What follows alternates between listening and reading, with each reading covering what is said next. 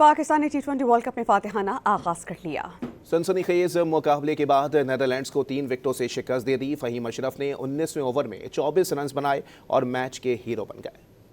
फहीम अशरफ ने पाकिस्तान को अपसेट से बचा लिया। 29 रन बनाकर मैच के हीरो बन गए। पाकिस्तान ने T20 वर्ल्ड कप में फातिहाना आगाज कर लिया।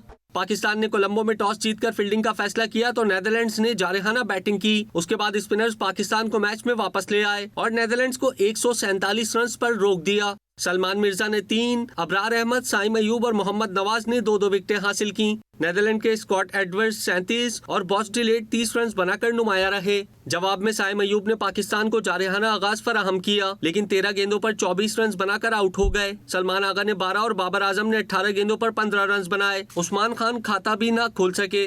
साहिबजादा फरहान ने 31 गेंदों पर 47 रन की इनिंग्स खेली, लेकिन उसके बाद मोहम्मद नवाज और शादाब खान दोनों आउट हो गए। पाकिस्तान टीम मुश्किलात का शिकार हो गई। 2 ओवर्स में पाकिस्तान को 29 रन दरकार थे। फहीम अशरफ ने बाजी पलट दी। 11 गेंदों पर 29 रन बनाकर पाकिस्तान को नाकाबिले यकीन फतह दिला दी। पाकिस्तान ने हदफ सिर्फ 3 गेंदों पहले हासिल किया।